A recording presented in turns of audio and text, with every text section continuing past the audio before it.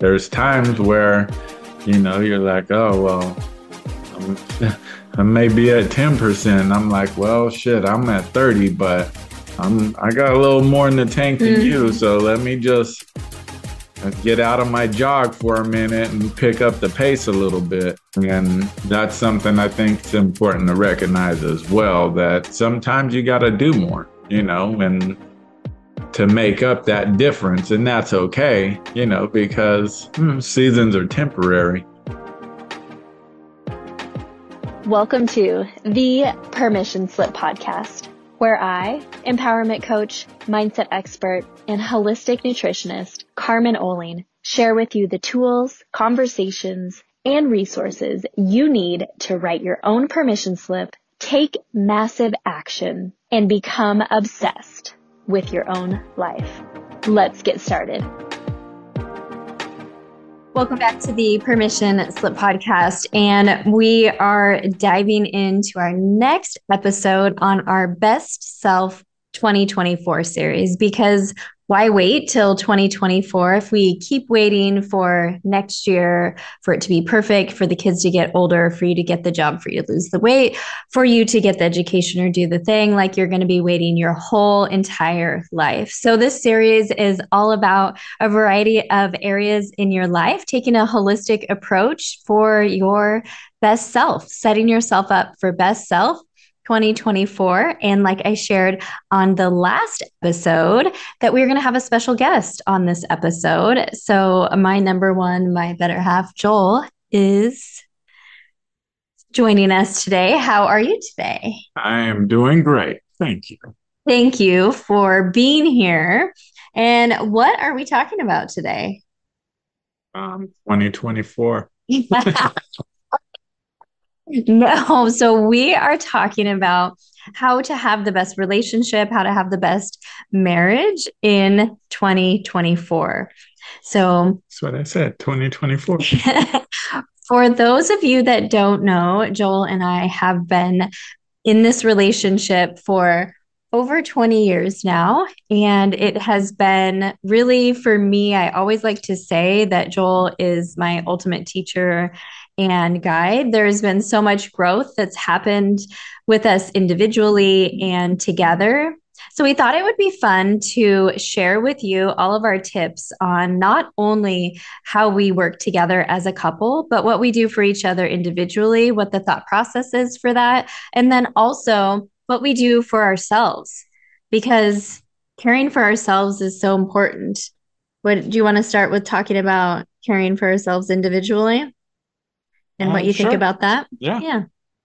Well, I just think it's a key component to everything in life, but in a relationship, I think it's important to be selfish, I'll say, because in me being selfish allows me to be at peace, to be calm, to get clarity, and to show up better for you, which then kind of gets everything stirring, life. If I'm the best that I can be for myself, I show up to work better to serve my clients. I, again, show up better for you. I show up better for family and friends. I show up better for the community. And for those that I may just come across, it allows me to be able to be patient, to just stop and talk to somebody and say hello, open up a door, not being such a rush. So that comes from having my peace, taking my time, and self-care. I agree with that so much. It's really challenging when we're not feeling good within our mind, our body, our spirit, to show up for anything as our best self. I know for many of us, especially I'll speak to the women that are out there, at times we think we need to show up and we need to do for others, do for our significant other, for our teams at work, for our kids. And we abandon ourselves. So we put ourselves on the back burner. And I know I did that for a lot of years in my corporate job. And when our kids were young, our kids are older now. And so it's a totally different relationship that's so fun and growing that way. But when I started putting myself first, I know not everybody understood that. And at times it felt like really a pull for me to stop or to not do it because this idea of feeling bad that I should be doing something else would come up often. And I think that might come up for men too. I'm not sure, but I would feel that way. But I just knew in my heart that if I showed up feeling good, then everything else would fall into place. I would be the best leader. I would be the best mom. I'd be the best wife. I'd be the best friend, sister, daughter, whatever role I was playing that day. And so, why don't we talk a little bit about some of the things that we do individually, like the specific tactical things? Like, what does it look like every day to take care of Joel? And then I'll share what it looks like to take care of Carmen. Um, for me, I wake up early. I like to get up um, before the birds, before the rest of the world starts coming to life here in Miami, and just be up, be at peace, to enjoy the stillness, the quiet, meditate, pray, read, um, journaling, writing down thoughts and ideas, maybe things that I feel are important or a priority to get done throughout the day. And kind of the morning little routines, have my coffee, it's just part of the day. But I often get out early in the morning, ride my bike around the beach, swim. I think the ocean is refreshing and it's amazing here. So I just want to live in the moment and not just let it pass me by. So the ocean is pretty much our backyard. So while I'm here in this moment, I love right now. So let me get out and get refreshed. I love that you said that. Thank you for sharing that. Something that Joel and I have really taken on over the past few years is this idea of I love right now. And how can you be in love and so present with just the everyday, ordinary day? Last week, I was coaching in our community about dreaming and visioning. And one of the things, the homework assignments that I gave was not just to dream the big dream, but what would your dream ordinary day look like? And Joel just said it right there, like being so present in the moment that you can just like fall in love with right now with whatever you're doing. Maybe it's doing the dishes, folding laundry. Maybe it's just sitting and having a conversation with your significant other and being so fully present because communication is really more about listening than it is about talking.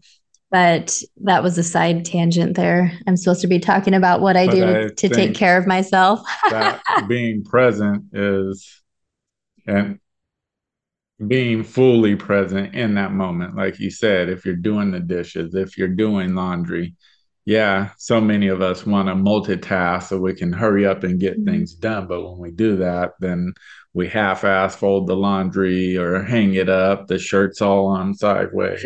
Right. I mean, so to just be present and doing the laundry, maybe put Mm-hmm. some music on or something, or just move with purpose when you're folding and reaching. And for me, again, because I do body work, it's important, my movements to be more calculated, I guess. So moving with purpose, but in freedom and flow is Mm-hmm. good. And that's where appreciating and being present in the moment is huge, I believe. Yeah. And I love that you do that every day as part of your self-care, as you do get in some sort of movement. And here's one thing is I'm going to share some of my self-care things that I do every day because I do really think the idea should be how do I want to feel today? And what do I need to do in order to feel that way? And sometimes the practices, the daily rituals that we have can look a little bit different, and not being so dogmatic and specific, going through a certain checklist, but really giving yourself what it is that you need. But movement is something that's important to both of us every day. And while Joel might go out on his bike ride and go to the beach and swim to the ocean every day, well, not every day, but often, or go for a walk, something that's important to me in the mornings, I go on my morning God walk. I love walking here in Miami. It's just so beautiful. And what that really means to me is walking without necessarily listening to anything, but just being open to receive. And when I'm moving, I receive the most magical guidance and divine downloads and just supernatural thoughts that wouldn't come through if I was just busy actively doing and just getting started with my work for the day and controlling. So I do that. I also go to the gym and I lift weights. And that's something that I absolutely love to do. And I'm saying all of this to say that we do similar things. So movement's important to both of us, but we do it differently, and we respect that each other wants to do things differently. So in the morning, I do my movement, like the cardio, the walk, that sort of thing. And then I also go to the gym in the afternoon to do my weight training. And it would be very easy for Joel to say, like, well, let's do this instead. But he honors that that's something that I do. Other things that I do to take care of. I invite you on bike rides from time to time. I do. That's not your sweet spot. That's Yeah. mine. So Yeah, I do go on bike rides. In the past, I'd really been going like once a week on Fridays. I would like to do that again. I love that we're talking about this and that that's coming up. I would well, love. since we're talking about it, you had mentioned, and I just want to bring something up for you. You talk about your God walks and not listening to anything, being music, podcasts, or something, but you're being more in tune and listening to everything that's around you and coming through. Mm-hmm, mm-hmm. This morning it was really interesting. I had these huge crows like almost following me for a while, and they would land and like just come in and talk to me. And so I would stopped and looked at them. I thought it was really interesting. So maybe it's my little spirit animal angel following me. But other things I do, so we can move on from this self-care part, is in the morning I really give my body some like love and nourishment, because for many years I was hypercritical of my body, and when I get into seasons of fullness, that can come back again. So starting my day actually taking care of myself, brushing my teeth, flossing my teeth, doing a ritual where I put oil all over my body, showing my body love, saying positive things to myself in the mirror in the morning. It sounds like such a small thing or maybe silly, but it's so important. You know, I give this mirror work exercise of just saying positive things to a lot of my clients, and they say it's one of the hardest things that they can do. And so for me, it really sets myself up to show myself self-love for the day. I also like ice my face and do a facial massage with some oil. In the morning with Joel, I do reading, devotionals, journaling, meditation. Lately, I've been doing a silent meditation. So right now I'm doing 11 minutes and just kind of working my way up from there, just noticing. And I'm working with a mentor right now around learning some new mindfulness and somatic movements. And something that he's having me do is just focus on like a mantra or just an affirmation for the meditation. And that's been really soul filling too. But other things, we have other things I think that we do individually throughout the day.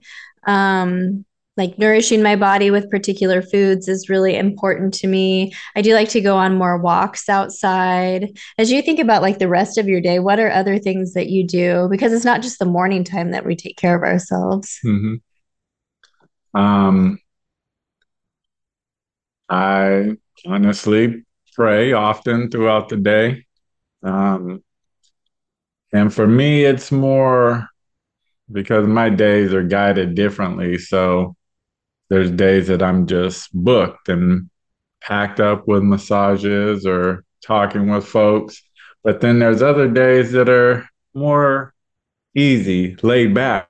So I'll go out and sit by the pool and read. I call it my aquarium right here on the bay, to where I just go and sit and fish.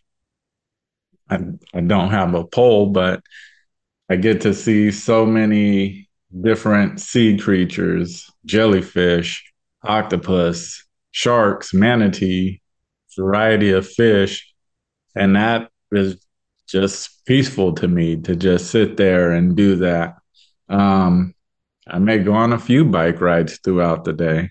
So it just, it depends. I'll every now and then go down to the gym and get in a workout with you or something. And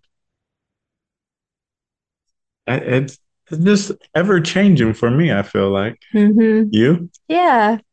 Walks outside. I want multiple walks outside every day because that really fills my cup. And I love what you said about praying and just having that conversation with God all throughout the day. You know, my relationship and Joel's spiritual relationship is different, but we have similar values in our faith. I used to always think that I was not praying right or praying wrong. And I realized it's just about having a conversation and being open and honest with God. And the conversation is a two-way street, which takes listening as well. So I love that you shared that. Well, those are some of the things that we do to take care of ourselves. And I hope that you hear that we do similar. So we have similar values, but we do different things and we respect what's important to each other. And I know that during Joel's time, if he's sitting and he's writing in his journal, sometimes I'll walk in and I don't realize he's doing it. And I'm like, oh, well, let me know when you're done. So I'm not just like interrupting him, or he'll do the same thing. He's leaving on a bike ride and I'm doing a meditation and he just kisses me on the forehead. And we just know, like, okay, like you're going on a bike ride. I'm finishing up my meditation. And it's just really beautiful. So, Yeah. Well, growth, I mean, is not a wake up and it's there kind of thing. It's growth, it's understanding, it's kind of being intuitive to what's going on. yeah, I think that could be the next thing that we talk about. So the two other things I wanted to talk about that we were talking about last night was what we do individually for each other and then the things that we do to come together on. So when I think about things that I do individually for you is I want to I don't know if you said this or if we learned this somewhere, but like surprise and delight you, I guess.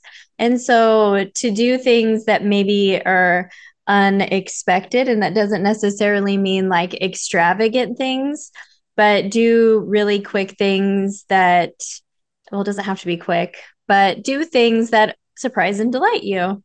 And I was sharing with Joel this morning, I just had a moment that was, I feel really supported in my life right now, particularly by Joel. Like I've never felt as loved and supported. And it's just such a beautiful feeling. And honestly, like I've never felt this loved and supported at all, like in my whole life. And it's a beautiful feeling. And so I told him, like, I want you to have that feeling as well. So this idea of surprising and delighting him, small things. Even when I'm going to be leaving, I make him a homemade dessert. And he's laughing because sometimes he eats too much of it. But I want him to know that I want to take care of him. And I know that he kind of likes gummy candies, and I like it better if he's not eating all the gummy candies and he's eating my homemade dessert, even maybe if it has like butter and sugar and all of the things. I know what I'm putting into it. But it's not just the dessert, it's like me being able to take the time to do something for him. Also recognizing when if he has had a full day, maybe a long day, then I'll offer to make dinner or offer to do something for him so he can sit and relax.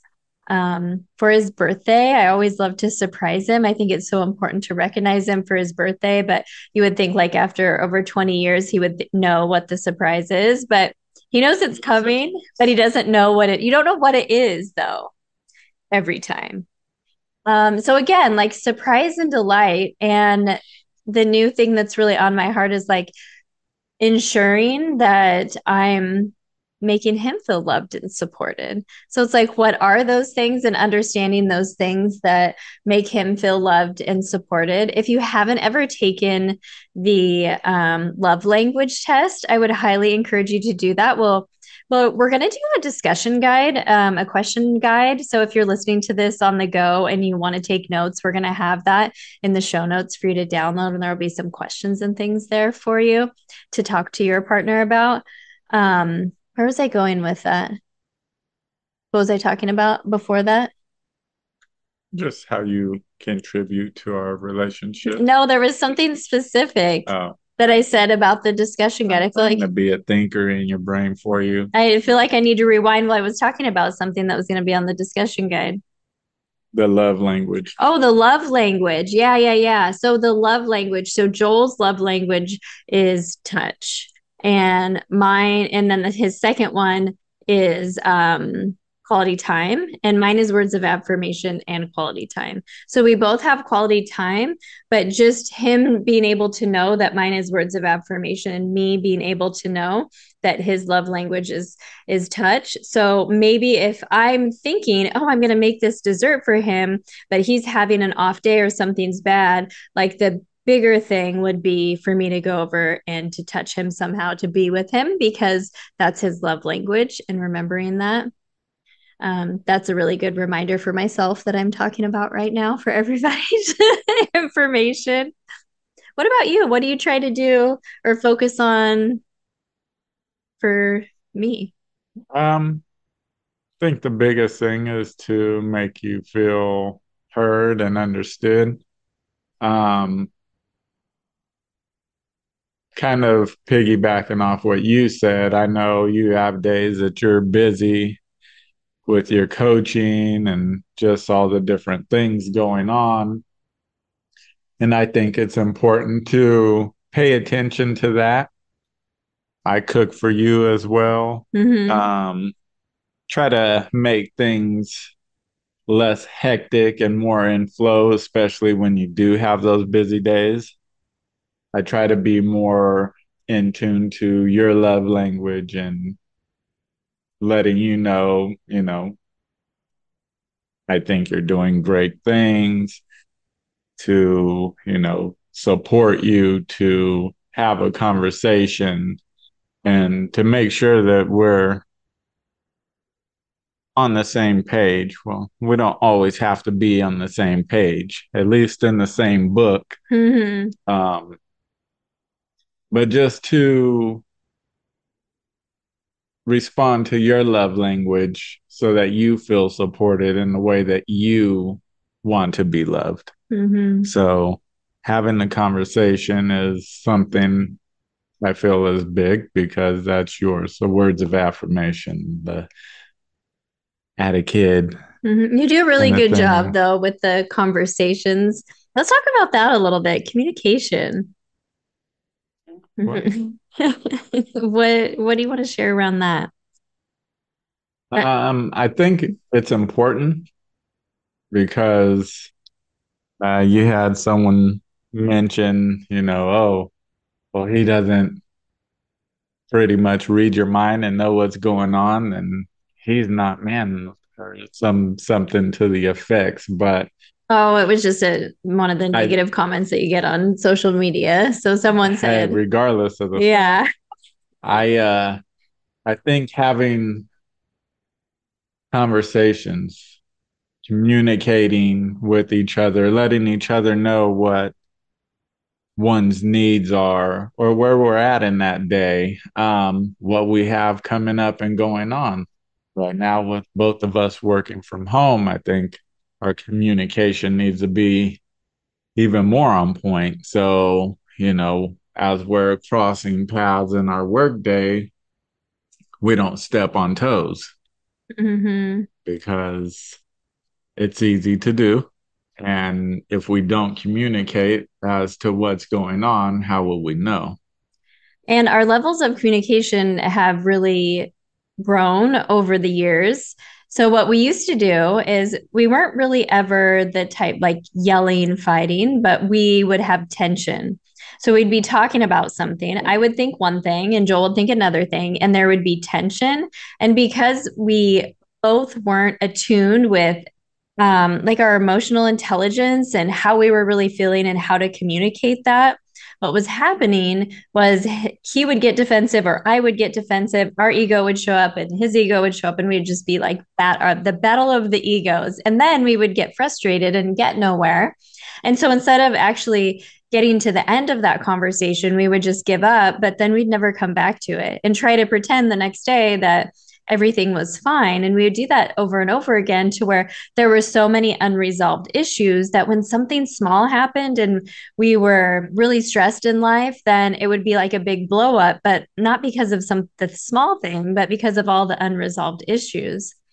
So over the years, I've really seen us grow in individually in our own understanding of our own healing that needs to happen because we both have had like trauma, whether it be big T, little t traumas that have built us and built our emotional resilience or non resilience in a certain way, and being able to talk about those and work through and heal those on our own so we can recognize that when that shows up and someone's being defensive, that it's not about me, it's about the other person. And maybe we'll take a break, but just come back. We always come back to the conversation. And I remember the first time a number of years ago that we actually sat through the conversation. And at the end, you remember that? I was like, so proud of us. We got to the end of this uncomfortable conversation and we have like a resolution to it. And it feels so good because we're no longer like sweeping things under the rug anymore. Well, that just ends up building a level of resentment. And then, like you said, all those things just stack up, stack up, stack up until the big blow up. But if you sit in the uncomfortable, have the conversation, and we don't have to agree, we don't agree on Mm-hmm. everything, and Mm-hmm. that's perfectly fine. Because if we all like the color blue, well, what about all the other colors? So I think it's important to have our own individual mm, kind of belief or opinion, but to share that with each other so you know where I'm coming from. I Mm-hmm. know where you're coming from. You don't have to agree with it. You don't always support it, and nor do I always yours, but maybe over time, with us talking about it, we can see where the other one is coming from and have a better understanding. Mm-hmm, mm-hmm. And I think something that you said is really important too is if something is really meaningful to you as an individual, you want to be open to hear the other person. And really, communication is about listening. So, listening is the most important thing that you can do. And when I think about listening, I think about preparing myself to listen because if you're not prepared for it, you're not going to be a good listener. And then being open and not like thinking about or formulating what you're going to say back. It's just being open. What is something new that I can experience or hear from this person that I've been in this relationship with for over 20 years? If you don't prepare yourself in advance, like I'll give you an example. So I know in my workday, if I don't do a transition ritual to move from workday to being home to listen and be with Joel and hear about his day, what will happen is my workday is still on my mind and I'm still thinking about it. So I like to go for a walk or do something, a meditation, listen to some music, move around a little bit. So I'm transitioning my energy from my workday. Maybe it's writing a to-do list for the next day or checking on my brain dump what I have going on for the next day so that I can be fully present with Joel. Because communication is not just about talking, it's about listening. And Well, there's a big difference between just hearing something or actually listening to what the other person is saying. And I wanted to hear from you too. Um, Something I really value is communication. And that's something that Joel and I have worked on a lot. How has that been for you? Like what did it used to be like and then it's been good, but I want to first say, not just listening, because anybody could sit there and listen, but be in another world. Actively listening is, I think, the big component to it. mm-hmm.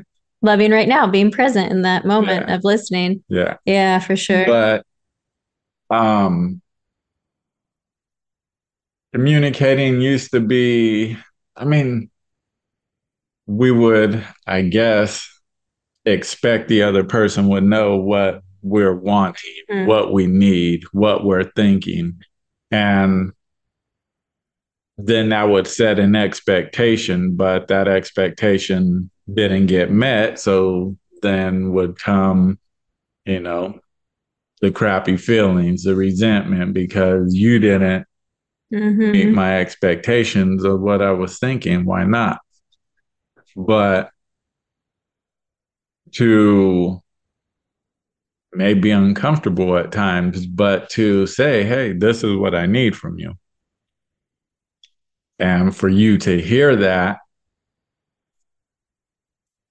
to listen and hear that, receive that makes a difference. Because then for me, I felt like, okay, you heard me, you understand what I'm needing, and then on top of that, though, is the action or the follow through. So I could just hear you, I could listen to you and just hear you and go about my day. But if I don't take the actions necessary to what I heard to support you, then our conversation is pretty much null and void. And I think that something that we've done with our communication that's been really big for me, and it's really helped with that idea of how supported and loved I feel now, is being able to have conversations that are vulnerable, being able to have conversations about dreaming and visioning and creating a shared vision. And as we kind of transition from what we do individually for each other and talking more about like what we do together, is really over the last few years is coming together on a shared vision. And I just remember the time when I had been manifesting for a number of years that I want to wake up more days than not next to the ocean. And I was speaking that out loud and it was on my vision board, but I didn't know when or where. And we ended up coming to Miami Beach for my birthday instead of Tulum because my passport didn't come back. And we were sitting on the couch in Colorado, and we had just gotten home from Miami Beach. And Joel looked at me and he said, "I think Miami's your beach." And I said, "Oh my gosh, I loved it. Did you?" He said, "I loved it." And that's how we ended up in Miami Beach. But if I didn't share that desire with him, then he would have never said, "I think Miami's your beach." I would have actually not asked him. I didn't know that he liked it that much.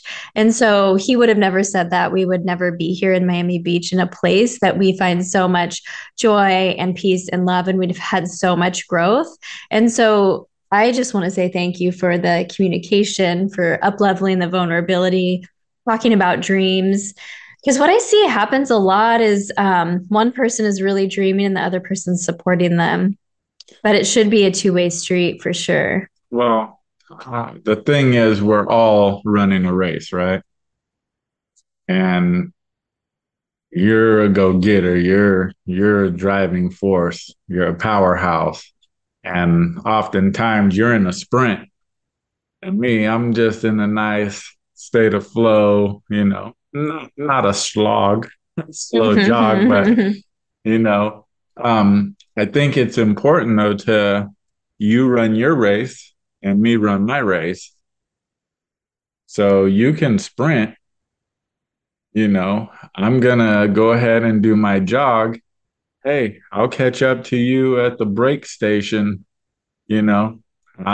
We're a team. So as long as one of us are continuing to run, you go ahead, put your feet up for a minute. I'm gonna stay at my steady pace in my jog. I'll be up the way a little bit to where here you come moving past me. I'll get into the little tent and put my feet up and get some water. But it's important, I feel, to as a couple individually run your own race. Your dreams, your goals are different than mine, but on a similar path. And we have dreams and goals that we share together as well, which I think are huge. I think that's really important too. And to get there, it's like asking and answering better questions because the quality of your life is determined by the quality of the questions that you ask. And then once you answer the questions, it's actually taking action on that. And a shared vision that Joel and I have is just creating more freedom in our lives. So, more financial freedom, more freedom to move about, more freedom to give, more freedom to serve. And so, we were actually sitting with some questions that we'll share with you back and forth when I was traveling recently. I sent him over these questions that's basically from the book, I'll Teach You How to Be Rich. But it's the idea of spending extravagantly on the things that you love and cutting costs mercilessly on the things that you don't love. And so I asked him, what are the things that you love the most? And then I asked, what are the things that you don't that you're willing to cut costs on? Because if our shared vision is to create more freedom, not only financially, but being able to like give and being able to serve, which means through the work that we do, like what are some of those things? Because we need to know if I'm not willing to cut costs on things like books and personal growth and coffee, like that was something that was seriously on my list. What are you not willing to cut costs on? And it was really cool because we had some shared ones. Yeah. Yeah. Like travel and adventure were things that we really want. But other things that we're willing to cut costs on is maybe not always buying the newest, nicest outfit. We're thinking about finding a new condo in Miami Beach to cut some costs there. We're thinking about, but still have things that are important to us that we love, like being able to be by the water, accessing the water, having an outside space, having it be open, light, and bright. So there's different things, but you don't know unless you ask the questions. So encouraging you to download that guide that we put together for you for those questions. And since I asked him the finance questions, he also asked me a few questions too. Do you remember what those were? Um, so what is it, one or two things that you want to experience together in this lifetime? Yeah. And that's pretty powerful question because I mean there's so much going on, but what are just those things that we got to do this? We got to What were some of the ones that we had similar? Do you remember? travel, Mm-hmm. um, personal growth. Mm-hmm. That was similar. Um, our give back was on there. Yeah. There's a big dream and vision of the idea of reverse tithing. If you don't know what that is, you could look it up. But basically, instead of the 10%, it's the 90%. And so that's one of those big visions that you're like, wow, I just have no idea how I'm going to get there. But if you keep putting it out there and make that be one of your focuses, that you could get there. We experience in our lifetime, creating a legacy for our kids. Also, just being more childlike and having more fun. Mm-hmm. That was something we talked a lot about. We also talked, he asked me what turns you on.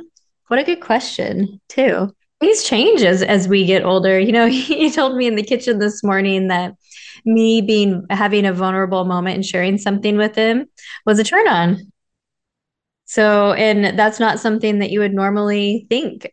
I think the same way. Like, I want to know from his heart, like what's going on. And sometimes, when you just have that energy and it's like low energy, the other person just seems off or whatever. One of the things that we wanted to share that'll also be in the guide you can download is sometimes you just don't have the capacity to sit and be super vulnerable and share and just download everything. So there's the idea of the percentage. You want to talk about that? Yeah. Yeah. Well, in our relationship, very rarely is it ever 50-50. Right. You're not 50%, I'm not 50%. And that's okay. Life isn't balanced, but all the different little elements of life that bring balance. So the percentages, I may just have a day that doing a lot of body work and I just feel like spent, put so much out there, and you may pick up on low energy or whatever, and we'll sit and well, hey, how are you feeling? How you seem like you had a pretty busy day, and the percentage comes into play where well, hey, I'm only probably like 20% right now. Yeah, out of So 100. out of 100. Mm-hmm. And, maybe your day wasn't quite as much. So you're like, oh, well, okay, I be that 80%. Mm-hmm. So that's where, you'll be like, oh, well, I'll cook us dinner or want to go on a walk just to transition, I guess, from that busy work day. Um, but there's even times that you're Mm-hmm. 25% and well, I'm 25%. Mm-hmm. Well, shit, we're about to be 50% today. So, or just in this moment, and that's okay as well.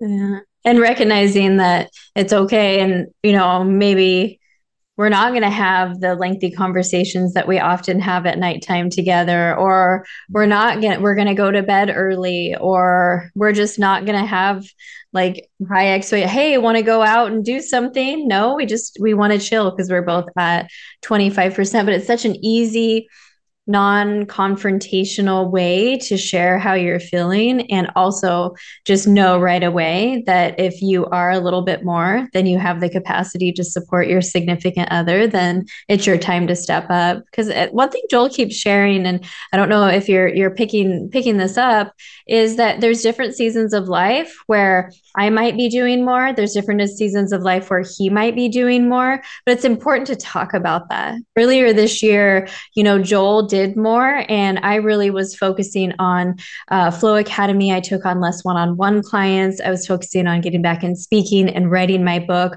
which meant that I was cutting a big chunk of our income out. But also he was taking that on. And so having conversations like that and being okay with the normal ebb and flow of how things move instead of just going through the motions every day, Yeah. I think it's super I important. think with that ebb and flow that we're in a season now that I've kind of made a jump to step in more to coaching. So, that puts more responsibility on you right now. Mm-hmm. Mm-hmm. And but that's okay because that ebb and flow, and sometimes we're both gonna show up and be like, ah, shit, I'm 100 today, and you'll Mm-hmm. be the same. And hey, even better, Right. but I think to have that flexibility to understand, and that there's times where, you're like, oh, well, I'm, I may be at 10%. I'm like, well, shit, I'm at 30, but I got a little more in the tank than you. Mm-hmm. So let me just get out of my jog for a minute and pick up the pace a little bit. And that's something I think it's important to recognize as well, that sometimes you got to do more, and to make up that difference. And that's okay, because seasons are temporary. So, yeah, at the moment, I may have to be out in the field digging ditches or whatever it may be. But in turn, there might be a time that, here's a shovel, Carmen. Mm-hmm. Yeah, I think that's so important. And as we kind of get to the end of our podcast here, we I think one of the things that's really important to us that we do every single day that got us out of really complaining about our day. I know years ago when we were raising our kids and Joel worked for the state and I work my corporate job in corporate finance, there was a lot of complaining being done. And we just have such a different mindset now that if you're looking for the negative things in life, you're going to find them and you're going to perpetuate more. But if you're looking for the good things in life and the things that are going right, and you're grateful for the things that are going right, then you're just going to have this supernatural capacity to bring more of the good things into your life in abundance. And so we don't complain. I mean, there might be some complaints sometimes. Of course, we're only human, but at the end of the day, we always have dinner together, of which I just want you to know that oftentimes we do cook separately and eat different things. Sometimes we cook together, but I like to eat a certain way. He likes to eat a certain way, and that's okay. But we always eat together. We always have prayer before dinner. And then we talk about like what we're celebrating from the day. We often talk about the difference that we made, our opportunity to serve, a breakthrough that one of our clients have, whether it's a coaching client or one of Joel's massage clients, or maybe a student in Flow Academy, or maybe it was just someone that we met on the street. But we talk about that. And then we also talk about our next day, which I think many couples don't do that, and how we can support each other for the next day and what we have going on. And that's been so impactful for us. And I want to encourage everybody to try that out. Well, and the thing is, we can always find what's wrong. Mm-hmm. And it seems like there's so many or we focus more on the negative or the things that are wrong. But also, on the other side of that coin, we can always find what's right as well. Mm-hmm. So it's just a matter of perception. And sometimes we need to shift that instead of looking for what's wrong. I mean, I don't remember the exact amount of seconds, but if somebody cuts you off 10 seconds of your day in that moment, do you let that 10 seconds dictate your whole 24, 23 hours and 50 seconds? Or do you, that moment, that whatever, honk your horn as they do so often here, or, flip them off, whatever it is, however you respond, but just keep that 10 seconds in that 10 seconds and move on. So I think focusing more on what's right, what could go right, set you up for those right things. Mm-hmm. And I love it that we're so in tune with that there are times. I know the other day I was going down, we all have days, we are all human. I was going down the worry spiral. So worry does nothing but steal your peace from this moment. It changes nothing about the future. And so I was going down this worry spiral, which like negatively affected my energy, which then something went wrong with my team. And so I was like, complaining a little bit. And Joel just reminded me of like, hey, like you don't need to worry, and things like your team is amazing, and just picked me up and reminded me like who I am and what my best self is and how I want to show up as that each and every day. And it took me a minute to get out of that, but having a partner that not only will support you, but challenge you in those times. And we challenge each other from a loving place. Joel working on his coaching business now, I'm really challenging him to try things and to get uncomfortable and to really me on my bullshit to really move that forward. But we don't want to always agree with each other. But coming from a loving place, speaking from a place of love is so important. And getting to know each other again. If you don't know the dreams and desires of your partner, get to know that. Go in the show notes, download those questions that we have for you. Try the percentage thing each day. See how you can be a better partner for your partner. It's so important. And if you want to learn more about this, if you want to be with Joel and I in Miami, we actually have something cool coming up in April, huh? We do. It's a couples expansion experience. And it's just more on connecting with your partner, growing your relationship intimately, that communication, I guess letting down walls and helping to build each other up a good way to put it. Yeah, I love it. We're so excited about it. So it's going to be a way not only to expand as couples, but as individuals. And walking away from this, you're going to be like, wow, I never even knew that this level of intimacy, communication, fun, adventure could be possible in our relationship. Joel and I have joined couples experiences and masterminds in the past, and we've walked away with that every time. And we want to share that with you. And so we're taking applications through the end of December. No money or anything yet. We just want to curate the most expansive, influential, like group of couples that can come and join us. So it's just going to be about 4, maybe 5 couples at the most. And so in the show notes, there's a link for application, and we're going to be selecting the couples in January and reaching out and having a personal call. There'll be payment plans available, and it's going to be an all-inclusive experience, which is so nice. That's how I always do my retreats.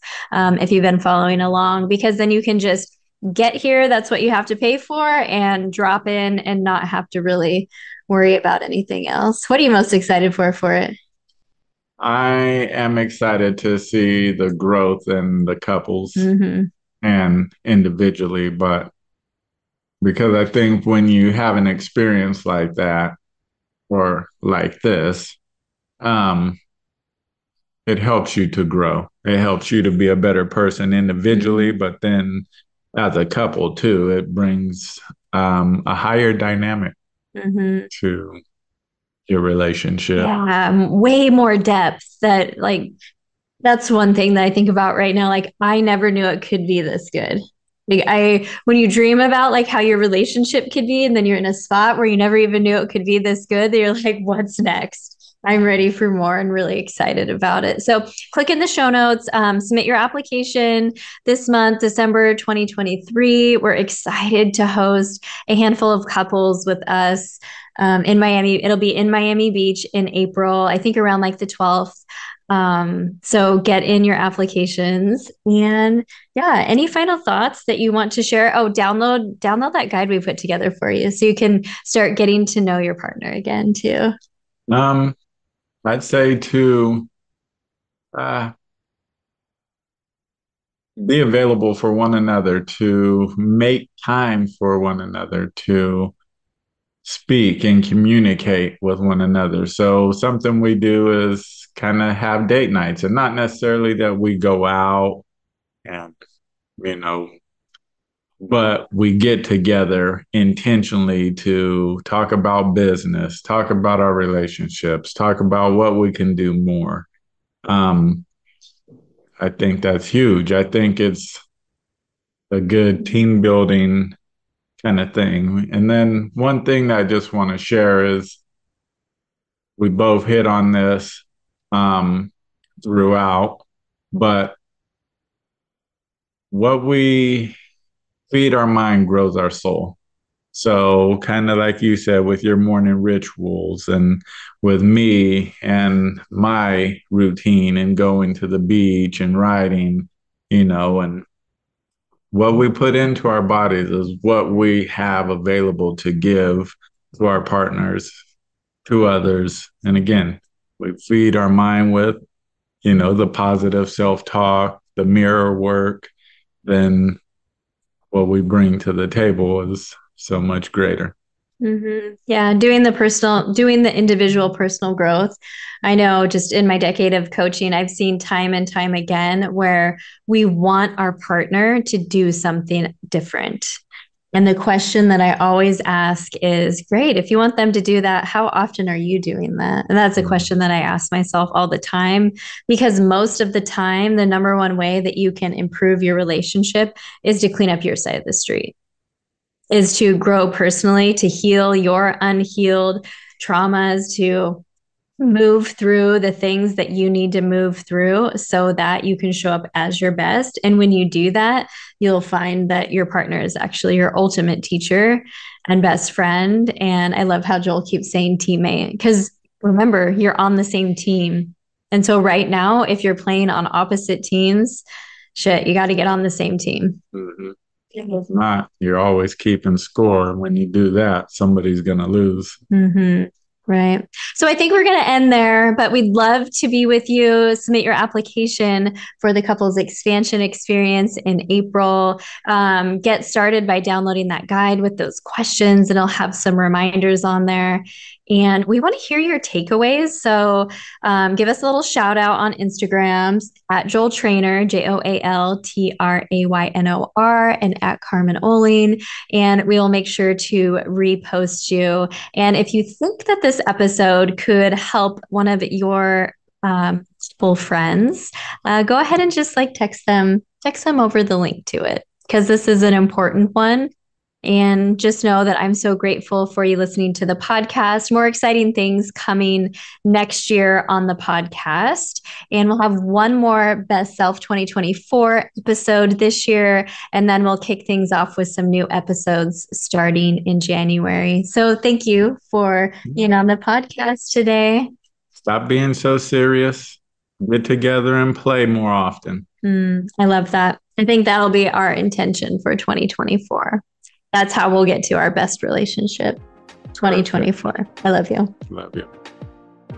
Bye, everyone. Bye.